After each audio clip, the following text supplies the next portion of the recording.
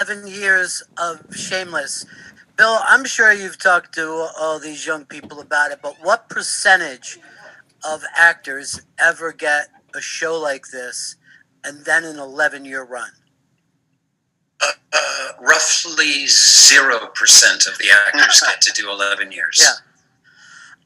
I've been a fan of this show from the first season, and I thought, hey, I should be taping these so when they pull it off the air, I will have these. At no point did any of us think that it would run 11 years. It's been pretty phenomenal. And I would say two of us here, Ethan and Emma, you've basically grown up on this TV show. How old were you guys when you started this? Emma and I were both, I think, 9 years old when we tried out for the pilot and filmed that year, and 11 years old when we filmed season 1. We were both 5th grade, I think. You're both in 5th grade. Emma, did you have any idea of where some of the edgier storylines were going? Definitely not. I mean, I don't think any of us thought that we would, still be doing it this many years later. I mean, Ethan and I just turned 21 this year. And, we're officially older than Jeremy and Cam when they started. And, it's just kind of crazy that, it's gone that direction. Now, for so long. I'm sure that this was also like an acting school for you guys, right? Definitely. Just working with the group of people that we've been working with, cast, crew, producers, directors, literally everybody. It's been such a learning experience. Beyond. And what a bizarre thing, first of all, that it ends with a pandemic. I mean, it really, when you think about it, it's like the most Gallagher thing that could actually happen. But what's it been like for you guys shooting during this? It's been a very interesting experience because I think, honestly, where Emma and I were before this, we both thought we were going to finish out the season before we turned 21. And it's still a crazy thing to think that we we're going to end the show before we turn 21. But I think that also kind of made it more bittersweet. Now we get a little bit more time with everybody, but also at the same time, it's, was really strenuous to see everybody else that was a part of this that so much, worked for everything. And I think it's just we're all very grateful to be back around each other and to have a consistent daily work life with each other that we love. Absolutely. Jeremy, I imagine by this point it must feel like family to you, right? I mean, like I said, people have grown up on the show and you guys have been together this long. Yeah, I mean, I think I've said it before, but other than my own, birth family and very few friends, the people on this show and coming back to this show year after year, it's been, one of the most consistent things in my life, for all of us, I'm sure. It's going to be a very difficult thing to say goodbye to, pretty soon now. I think the crazy thing, and I'll throw this one to Cameron and Noel, I've never watched an episode where I thought to myself, well, they really phoned it in this week. You know what I mean? Like they didn't take a chance or they didn't go, as far out as they could go. That's interesting because we've been phoning it in for the entire season. I was going to say, is that why this is a question for us? Certainly season 11. Speaking of phoning in, Noel, Cameron? I've been watching the episodes this year, and Shanola, your episode where you go back, what are we calling this? Hall of Fame? Is that the Hall of Shame? Hall of Shame, right. And I realized that Shanola is a vampire because she hasn't aged a bit. She's immortal. Yeah. Living Howley, not aged a bit. She looks the She's same. getting younger, I think, Somehow actually. she looks better. How it's working. She's our very own Benjamin Button. Steve, on the other hand, no. I really picked up on it. But honestly, I think that you guys have probably done maybe one of the sexiest couples in the history of television. And that pretty much started from the beginning, right? It really did.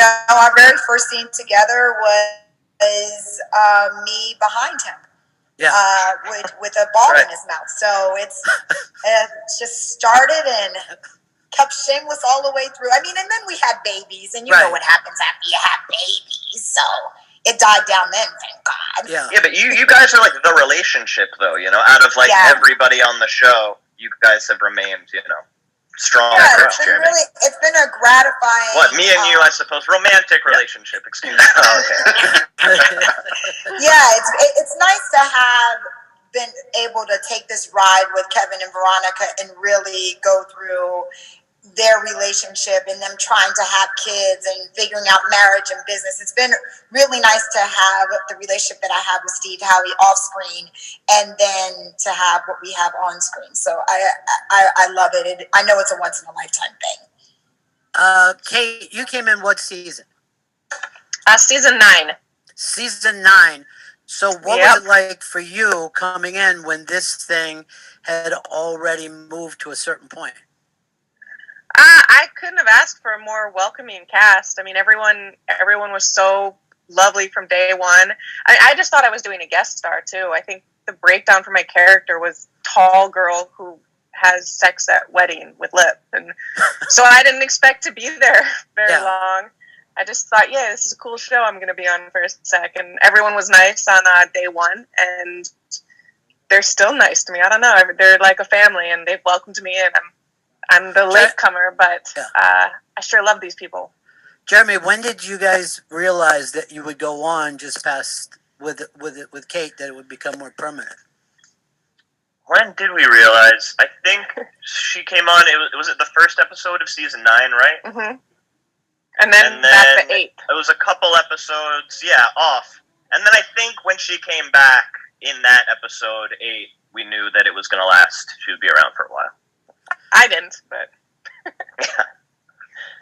Christian, what about you? What season did you come in and start playing Liam? I came in season 8, I'm pretty sure, or season 8 or 7, I'm pretty sure. Yeah. How was it for you fitting in with the cast? It was very, like what Kate said, it was very welcoming, but at first when I saw Bill and like his character, I was sort of worried until I realized he was just acting, because when he sat down in his chair, I was like, okay, I'm not like standing next to this guy, he's scaring me. But whenever he like got to know the cast and Bill, I was like, okay, like I sort of like dimmed down and I was more calmer. Bill, does that make you happy that you scare children? Is that go on the resume? It should. It's a good skill to have.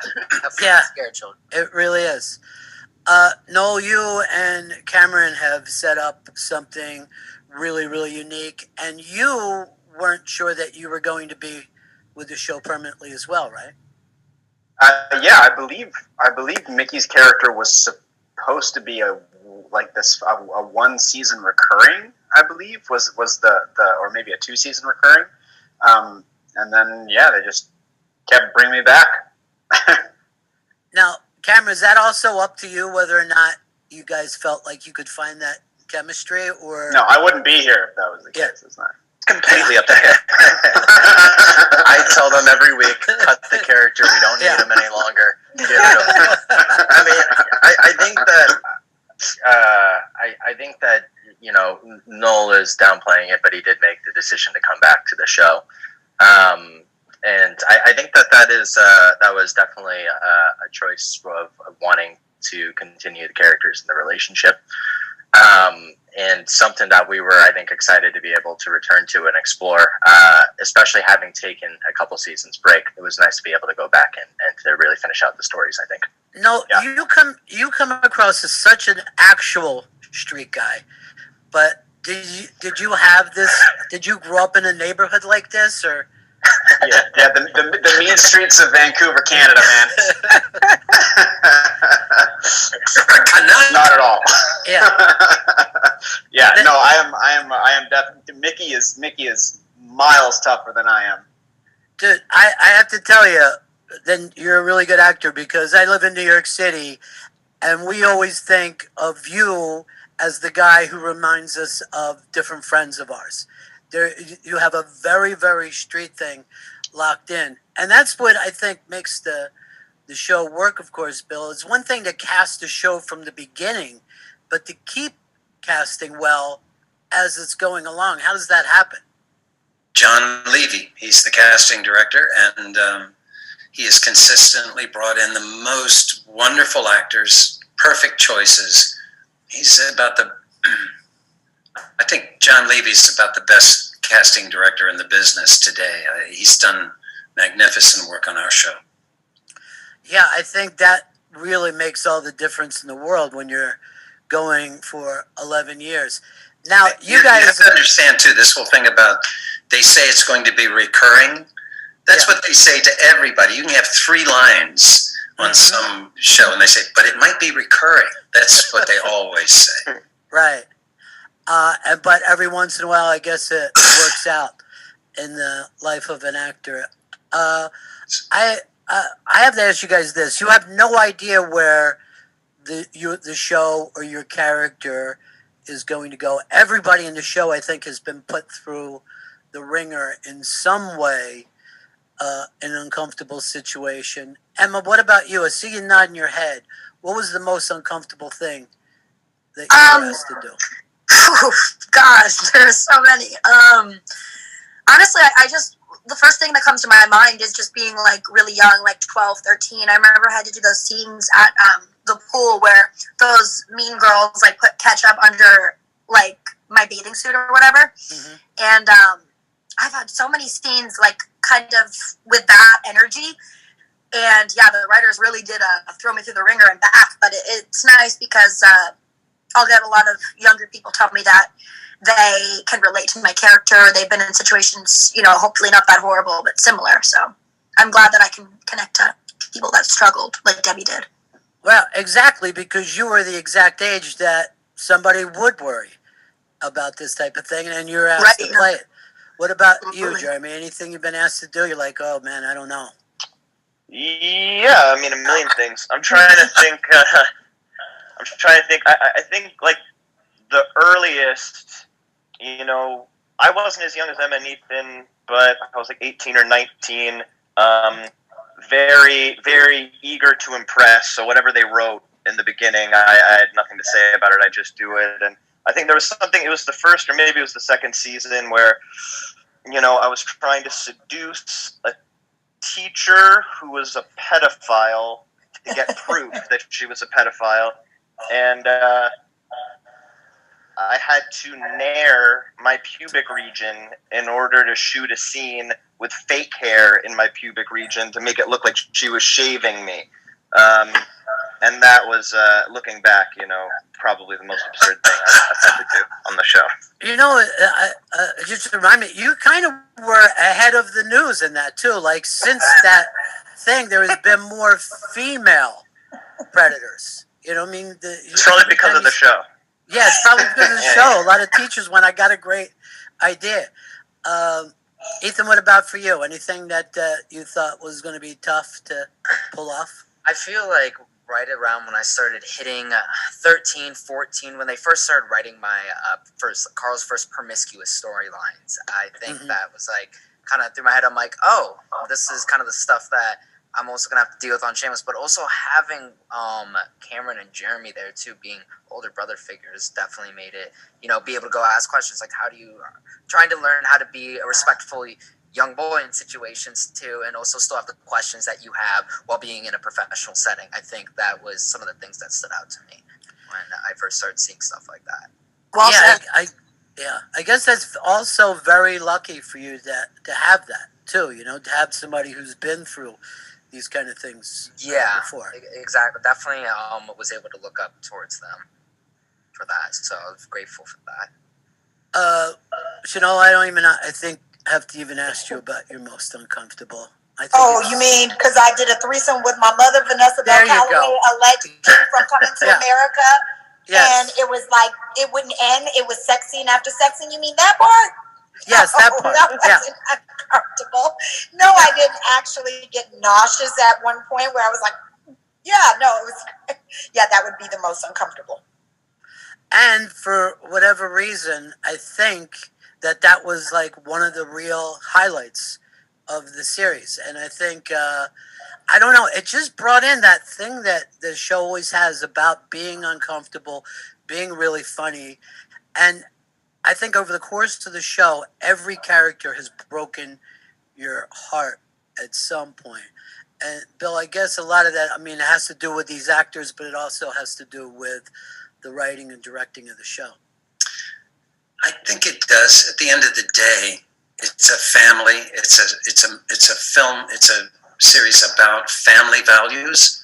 The family sticks together, and John Wells has to get a lot of the credit for the love in this, irrespective of how crazy the shit the writers write. There is. The family's trying to help each other. They're trying to succeed. And that's very appealing to an audience. They're good people and they're trying to succeed. So you can put them through the ringer and you'll still like it. Yeah. And you are right. It is a family show because we all have people in our family we would have never put up with if they weren't related to us. Yeah, that's a good thing. Yeah.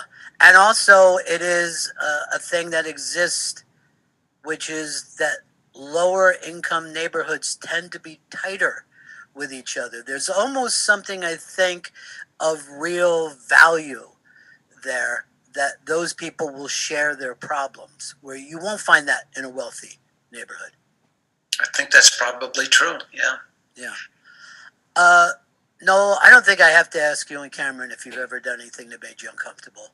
Because they don't ask much of you guys, but yeah. I would say that it's interesting though, because I feel like the uncomfortable moments are some of the most interesting and some of the best and most memorable. I think that they can be uncomfortable because of the frankness of the sexuality, the brutality of how real some of these moments get. I think one of those examples would be when Mickey's father walks in on Ian and Mickey having sex, and it becomes this weird, tragic, strange scene where he holds Mickey's character at gunpoint and forces Ian to watch while he's with a woman. There's something extremely uncomfortable, but it was also amazing on just a vulnerability sense. And I think all of our characters have had points of sheer naked vulnerability, both physically and emotionally, that I think I remember more than almost any other scene because of that reason. Yeah, and also that changes the way we at home feel about Mickey. You know what I mean? Because for a while you're like, what's wrong with this kid? You find out in that moment, and then you start to relate to him more. Well, that's one of the things that's really been great about playing Mickey is the writers did a really beautiful job of taking him from this very callous-seeming, hard-edged person and through moments. I mean, that would be a very extreme moment, but you just he gets kind of cracked open in front of the audience and in front of Ian in a really interesting way, which has been really, really cool to participate in. And then, there are other kind of moments that have been vulnerable in different ways, like, Cameron throwing a dildo at my face was also fairly vulnerable. Yeah. Is there any time that you thought maybe the writers were throwing anything to any of you guys that you thought may change the character in a way that wasn't even so much uncomfortable, but maybe you weren't as happy with? I had one. Yeah. I had one. I thought it was just a bridge too far, and I protested. But I take great pride in that there's only one. Everything they've asked me to do, I've done. And some of it I didn't. I'm a Lutheran from Western Maryland. I didn't even know this stuff existed. And I've done it all. There was one time I thought it wasn't funny, and I said it, and that was that. But only once. Yeah. What about you guys? Have you said no more than once? I've never said no, and I pat myself on the head for that one. You deserve. I haven't said the word no, but I've asked questions. But I think that's how I mean, I don't know about you guys, but because our show has gone on so long, I feel such a crazy ownership of Lip that it is sometimes difficult to read things that might not line up with my narrative. Well, Also, the interesting thing about Lip, too, I think, is because he's so smart that it almost breaks your heart a little more when he's going through bad choices. I mean, when you really think, if you were to explain this show to somebody, I don't think I would do a good job of explaining how complicated each character is. And I think about that with Lip all the time. Like, he could be anything. You know what I mean? Yeah. He could be. But here he is. Yeah. I mean, it's heartbreaking for all the characters, though. Because again, you know, people are tuning in to watch these characters who could all accomplish, quite a lot, but people are pretty much tuning in to watch them fail over and over again. That's how we've been able to do the show for so long. If any of us kind of succeeded too much, the show would kind of be over. You got to push that rock up and then have it roll back down again. I think that's right. the key to it. Kate, was it easy for you to jump into the flow, or did it take a little while? It was pretty easy to jump in. They also pretty quickly started I think both Jeremy's and my character started kind of mirroring our lives. Like, they gave us a baby and we both just had a baby. And, so it was actually really interesting to get in the flow that way, where this character is going through what I have just gone through in real life. But in a more heightened way, but still, I just had a kid and, there's throw up in my hair, literally going to work. And then they're like, we're going to put throw up in your hair. And I'm like, okay, more throw up? Okay. Like, let's go. Yes, yeah, keep it going. I have to say, if there's anything that I didn't expect to see in Carl becoming a cop, I think that's a storyline that I never would have predicted. How did that start to come along, Ethan? I feel like Carl's wanting to become a law enforcement officer started around the time that he started going to military school. But once he realized that he wasn't going to be able to go through West Point, and another thing, again, showing the vulnerabilities of the character through this stuff too. But also this character now becoming officer of the law this year, but also doing it for the reasons of his community and wanting to be someone who's a protector of the community that he's grown and loved and is a part of. And I think that's where it's going to be a really interesting subject to narrate this year and throw Carl's in this position to where you would never expect to see him in this position at all. But now you'll start seeing him actually be the voice of opposition to what people honestly see people of the law in a lot of these situations in low-income neighborhoods especially.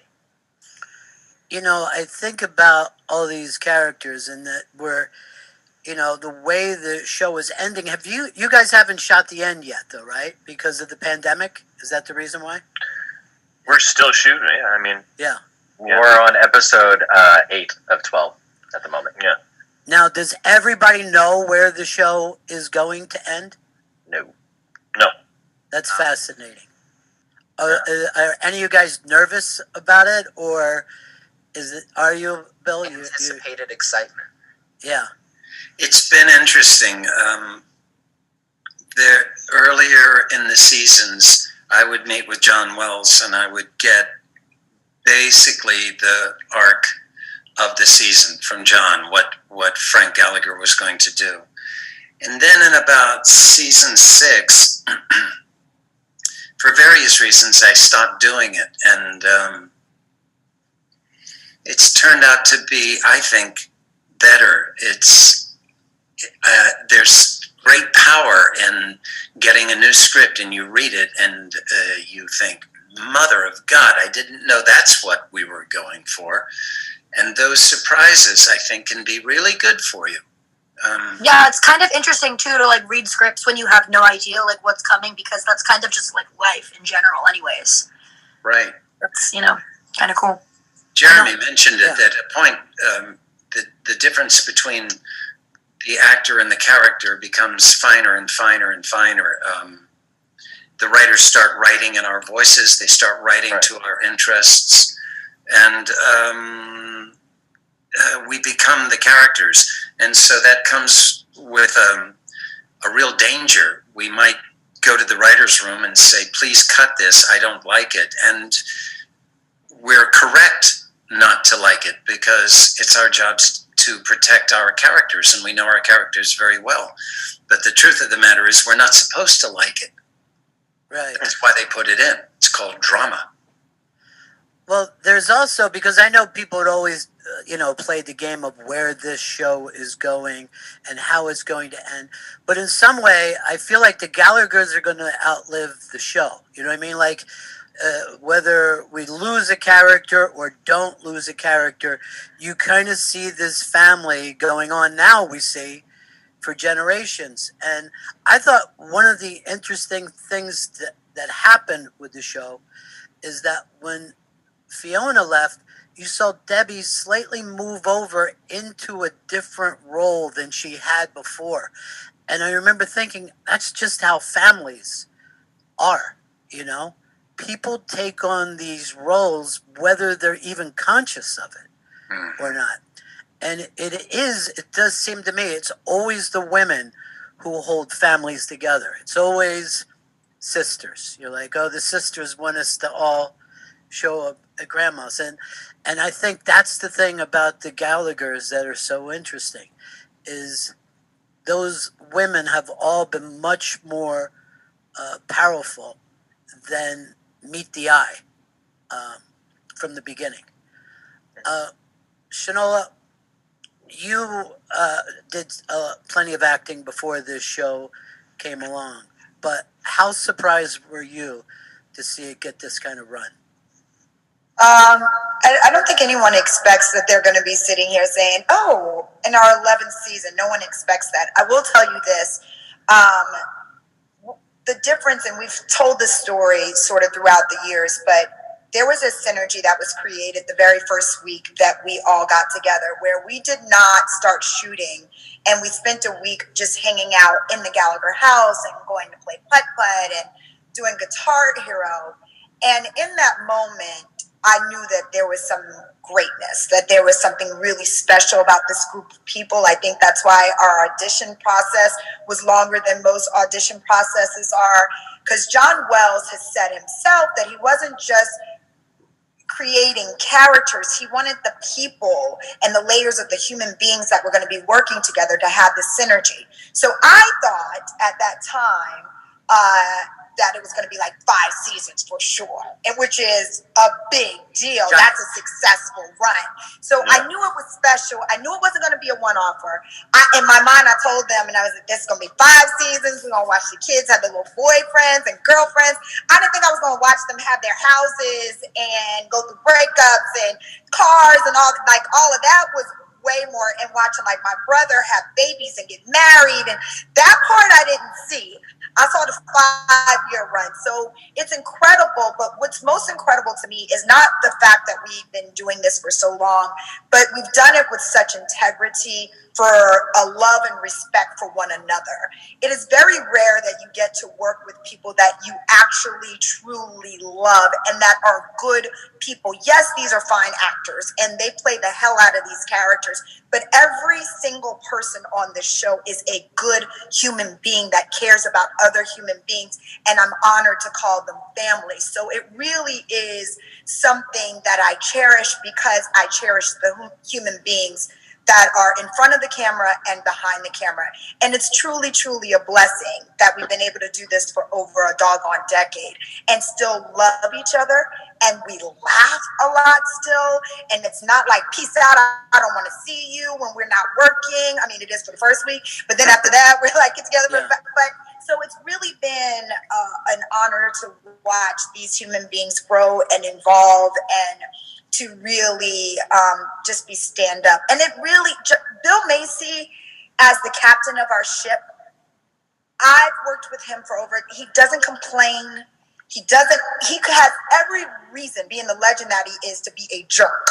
And he is still so hungry and passionate, and it makes all of us want to still keep that hunger and passion, because he still has that 11 seasons. And Bill didn't need this job. We all needed it. But Bill didn't need it. He would have been fine. And so to see that, it really starts at the top. John Wells, Bill Macy, and that's why I know we've been doing it for over a decade. Yeah. Some of you guys that were younger, I'll go to Cameron and Jeremy for this. Did you realize who William H. Macy was? William H. Macy, when you started this, was that already in your wheelhouse? Yeah, that was huge. Yeah. I was really familiar with Bill. I wouldn't have called him Bill at that time, William H. Macy.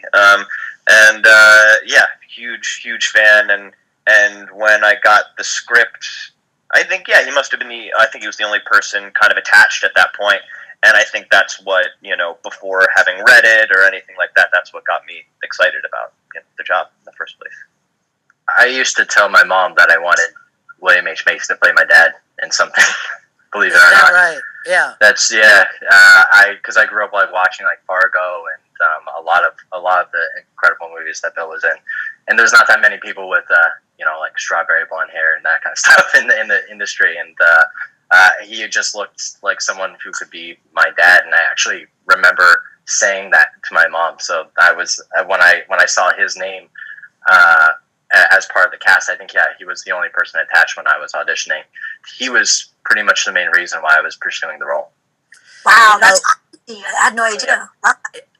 I think that's amazing too, because we were talking about how tough it is to get an 11-year run with a show that you love, but it's also so tough to have a pocket full of classic movies.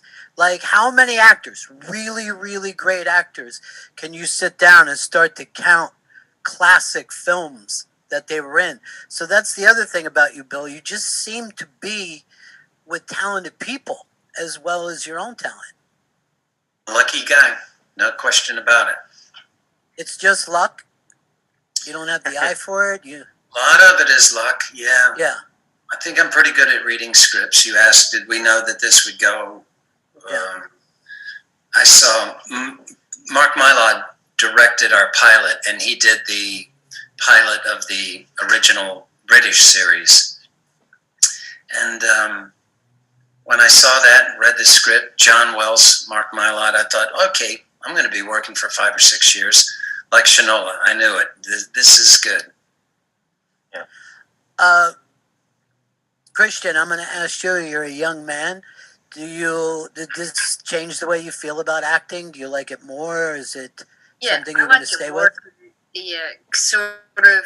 Because you could build a family in a show. Because at first acting, I was just like, you could portray another character and that's it. Like, the people that you meet on set, you're probably going to see for like a day at a time, and that's it. They're not really going to be a bond. But when I got on Shameless, I realized how much of a family it would be. So I was like, okay, I really liked acting because you can meet so many wonderful people and you could get taught so much good things about acting or just in life in general. And I was like, I really like acting on like what Shameless has created me to be a very good actor, in my opinion. Wow, good for you. Emma, I saw that just killed you. That his answer was so great. So cute. Yeah. So pure. Isn't it cool too that now you and Ethan get to play that other role that you guys had, the other actors play for you? Definitely, honestly, Ethan and I started off more obviously we were just so much younger. We were more of little siblings, and yeah, it's cool to have kind of more powerful storylines now that they're just more edgy.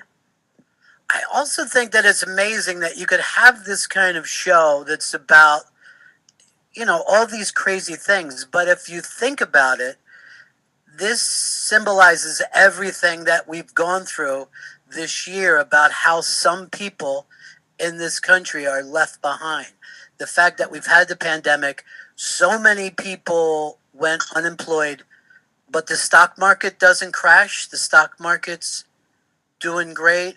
And one of the things I think about with the Gallaghers is the way you always see them go in the kitchen and look for food. And I'm like, yeah, that's true. There's plenty of people who are like, is there something to eat in the house right now? And is that, I was wondering to the whole cast, is that the kind of feedback that you get from people sometimes, that this is closer to us than you think? Honestly, just kind of speak for everyone. One thing that coming from, just from my perspective, especially growing up from where we were at Christian's Point, even younger, and stepping into this and not really almost like having this be a vessel of being aware of what other people are going through in the world too.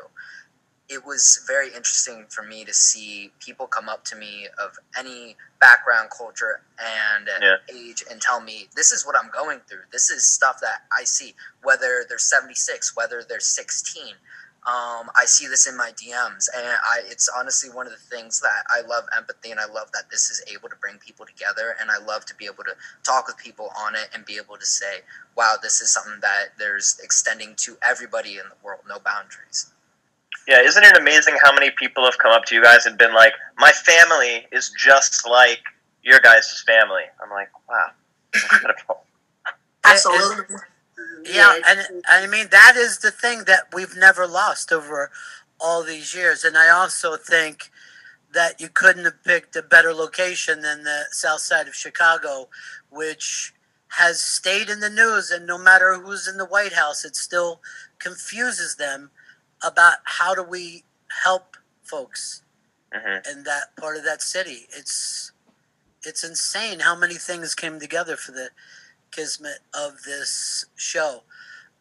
Noel, do you have any idea of what you're doing next or what you want to do next after this show? No, I'm really, honestly, I'm just trying to savor the last little bit of this because it's so unique to be, like everyone else has stated, it's so unique to be part of something that's been more than a decade of our lives, and I'm trying to be as present and kind of in the moment, as tacky as that might sound, for the last couple of months, and whatever the future brings, it'll bring. Totally, just like savoring these last few episodes. It's sad I got kind of sad reading episode 10 script last night because I'm just like, damn it, we only have 2 more to read. Yeah, sucks. Was there any bad years for any of you guys when you thought, oh, I don't know where this is going, or whether, especially you guys that grew up doing this or started when you were young, at any time you thought to yourself, is this something that I still want to do? I asked myself that question when I was in high school, going to public high school. I said, is this something that I want to do only from the factor of that I also still want to be able to retain where I grew up and be able to stay in that reality. And I know, because Emma and I both went to public school throughout the whole time. And I think that was a very difficult, but also difficult to juggle those two lives almost, being able to have friends from where I'm from, a 13,000 person town, going to LA, seeing this professional industry and all this stuff. So I think it was a little overwhelming in my head at certain points to say, I would need to make sure that this is something I want to do. But I was written off for 2 episodes at that point, but then decided, I was like, I'd like to stay here with these guys. I also think with you, Ethan, to be growing up this way, and I know you got into music and you got into clothing design and all, and I was thinking this, Bill, that's something that wouldn't have been open to you as a young actor. Like, people wanted to keep everybody in a certain lane, and sometimes you're like, if you paint, you can't play guitar, and throughout the years, that's kind of opened up a lot more for the young people. Yeah, 100%. Yeah. So we're coming into the last couple of episodes of this show, and is it in the back of anybody's mind that they might be thinking, hey, where did the Gallagher's show up 5 years from now or 10 years from now? Could you see this becoming a movie or maybe a short series again? Would you guys be open to it? Yes. Yeah, I'd love that. Yes. Hands down. Oh my gosh. Why make a short movie? Keep the series going. Yeah. Me coming back. Yeah. Than a 2-hour movie. Yeah. Yeah. Well, I also think one of the interesting things that happened for you guys is, like, Netflix wasn't even streaming when you started this, as far as I know, and then you got that, you kind of caught that wave after your first wave. What did that feel like? Well, yeah, I was going to say that must have really been something, especially for like Emma and Ethan. I feel like, the show was a success on Showtime, but it we weren't getting kind of like stopped on the street or anything. And then I feel like, like Cameron and myself and Shanola, and obviously like Bill had already had his very long, career, but we've been able to grow up a little bit. But then I feel like Emma and Ethan, right at like 17, 18, there was this like brand new popularity for the show that must have been kind of like difficult to navigate, you know? I'm kind of glad that it came a little bit after high school because, when I went to Real Public High School in New Jersey, like, kids would call me Debbie in the hallway and, Right. be like, my parents watch you on TV, and it was kind of just a bit of a hassle. So I guess it came at a good time for me. Hey, Hollywood, pay attention. We're going through a second. We're going through a second surge too because everyone was sheltering in place and they were watching TV, and a whole new group of people have discovered the show. Mm-hmm. Which is, again, that was a way that you couldn't even view television before. The people would sit down and go, "Oh, I'll watch a 5-year series this weekend or over the next 2 weeks." And I do know over sheltering, I was always great to go, "Hey, Mad Men, is it any good? I might want to start that." It became a thing for everybody. Has everybody stayed, or has anybody traveled over this pandemic at all? No. Yeah. You guys got to come back to see New York and see what's left of it. I think you get a real kick out of what we were able to keep. And it's pretty empty. A lot of the buildings are empty, but I'll tell you this, especially for Christian, Ethan, and Emma, I think there's going to be a renaissance in New York after this is over, and I think it's going to be the young people again. I think what's going to happen, is the same thing that happened in New York in the 70s, where people thought maybe it was done, and only young people show up, and they're able to live here and afford to be here, and they start creating a bunch of art and music that we haven't even seen or thought about yet. And only Emma and Ethan can afford to live there as young folks. When did you come into New York was it with Mamet, Bill?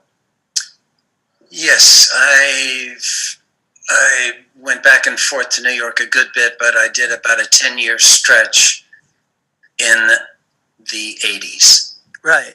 It's the 1980s for the rest of the 80s. Yeah. So we're getting ready to wrap this up, but is there anything anybody would like to talk about of something that a memory that's come up or an experience from the show? I'm going to start with you, Christian. What is something that happened with this show that you didn't expect? For me to actually, like, what Kate said, or what, like, sort of Will said, too, just to still be on the show. Because at first it just said guest star thing. So I was like, okay, an episode or two. And then when I got the script audition, it said just a friend of Liam. So I was like, okay, I'm just going to be a friend. I'm going to be on for, like, maybe an episode. That's it. And then I figured out I actually was Liam. And I was like, wow. And then I didn't really get to watch the show, but seeing everybody's, like, happiness being around each other when I was on set, I was like, I knew this was going to be, like, an awesome, like, set family. That's so sweet. Kate, what about for you? What are you going to take from your experience with this show?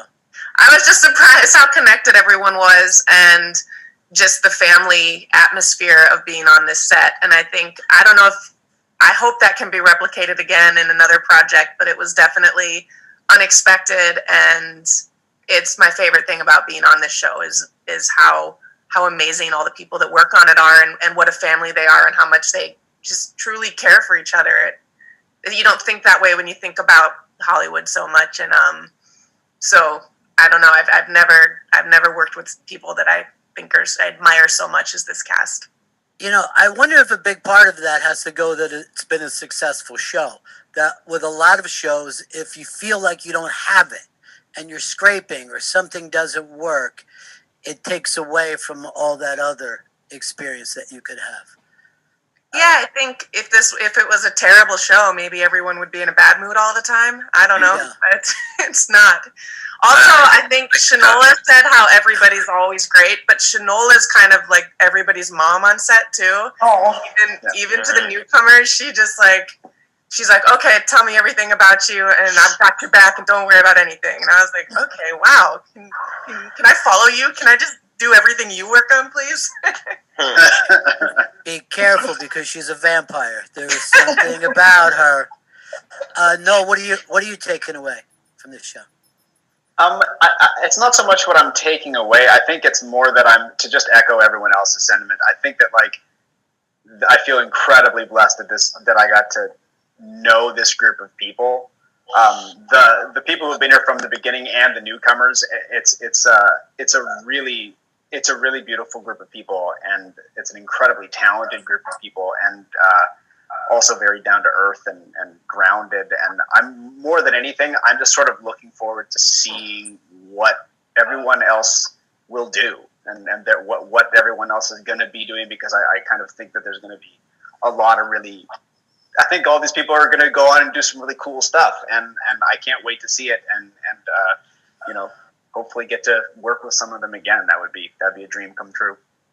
Well, I'm going to agree with you that there's so much talent just here right now, but I cannot imagine Shameless without Mickey and what you brought to Ian's character, and the way that was something we never saw on television. And sometimes you look for things that you already know, but when you find out something that you've never even realized before, and that's the chemistry that you guys brought to this, it's been unbelievable. Thank you. Yeah, it's been beautiful to play. Yeah. What about for you, Cameron? Well, I guess I wanted to echo and sort of reflect on something that we said a little bit earlier, where we talked about how a lot of people come up and say that they relate to some aspect of the show. I think that a lot of these themes, America is a pretty different place now than it was at the start of the show, but a lot of these themes will just forever be in the fabric of the United States. Poverty, disparity, and then also things like mental illness, homosexuality, alcoholism, all these different aspects of these characters. And I guess I just want to say that I really appreciate how people have gravitated and related to these stories and to these characters, and the fact that we were able to in some way kind of make light and joke about these things that are tough, and the fact that our audience has been so supportive, and we wouldn't be able to be here 11 years later if it wasn't for them. I think that I just wanted to say thank you to everyone else. It's been such a joy for us to be a part of this for 11 years, and it's definitely made us the people that we are. So thank you for giving us the opportunity. And I don't know if you could have looked for that when you were younger, but if there isn't that truth, if it didn't ring as true with people, you certainly wouldn't be here 11 years later. And I think that's what connected. Emma, what about for you? For me, I think when I started the show, I was 9 years old. I was just kind of coming into my own. I think that being on the show for so many years and watching all of the character arcs and on and off screen, it's kind of made me realize that maybe embarrassing moments or feeling shy or just all of these things that I used to kind of feel a little bit bashful about, they're really beautiful. And it's been really empowering for me to kind of come to that realization and bring those feelings to life on and off screen. And I'm just really grateful that the whole group has kind of just empowered all of us. I just used that word 3 times, but it's how I feel. Emma, to be a shy kid, and you said you were very shy, but what drew you to acting when you knew that? Maybe shy is the wrong word. It's not even that I was shy, but I was just more bashful and maybe more shy and not as forthcoming about my feelings, if that makes sense. But now it's just feelings are human nature, and I think that's beautiful. So it's kind of helped me come into my own a lot. Chanel, what about for you? There's a couple of things that I take, but the most important is a lesson that I learned from working with William H. Macy, and that is to stay hungry and humble. It is easy for people to act badly in this business, to feel entitled, to feel like they have a body of work or a talent that allows you to mistreat people. And Bill Macy has never, ever been an example of that. And he still has such a hunger for the business. And I've learned that I want to make sure that I take that hunger and that humble spirit with me in all of the things that I do, and all of the projects that I work on. And that when I am the captain of the ship, that they are saying that about me, and that those lessons they take to their next jobs, because it is something that keeps giving and giving and giving. And he is the reason why his work has spanned across decades, because of who he is as a human being. So that I will take with me for life, in this career and in my life. And this family, I'll take all of them with me in this experience, and it will never ever be duplicated. But there is something about each one of us having this experience and knowing that it is possible in this business, in Hollywood, to have pure people doing great work and being great human beings. So I hope that each of us, as we go and we leave this journey, that because we were all able to experience this, that we take it and give other people some version of that purity. And that's what I hope. Well, that's very, very sweet. Jeremy, you're leaving Lip behind. Yeah. I mean, I think I have to echo, what everybody's saying. There's a tremendous amount of gratitude to, the show for just existing. I think, I've been able to kind of like cultivate a passion and a love for this thing because of the writers, directors, producers, and my fellow performers.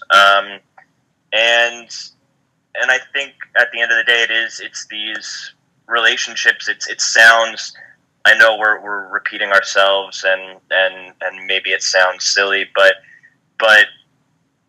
I care for everybody here so much. I will always care for them. And when I got into this show, I didn't know that was something you could take away from a job, really, that you could carry with you forever. And I think it's something that I will, the love for these folks.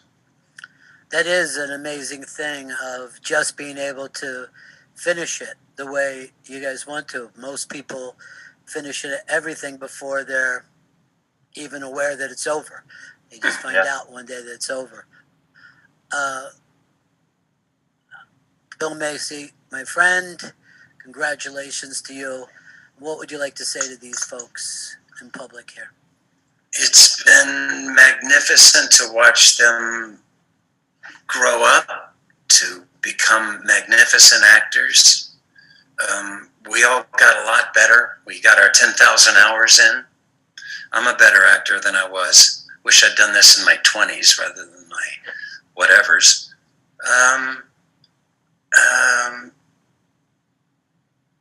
John Wells and Michael Hisrich, who run this show, I don't know how they do it.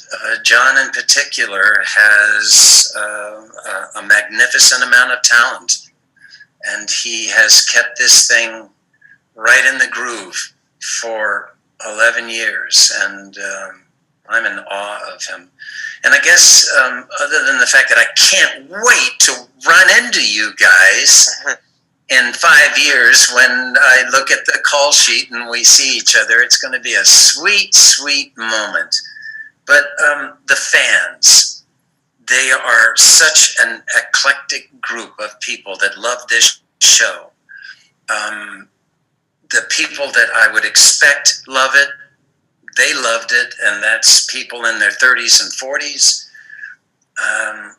I'm always gobsmacked when someone in his or her 70s walks up and starts talking about the show very knowledgeably.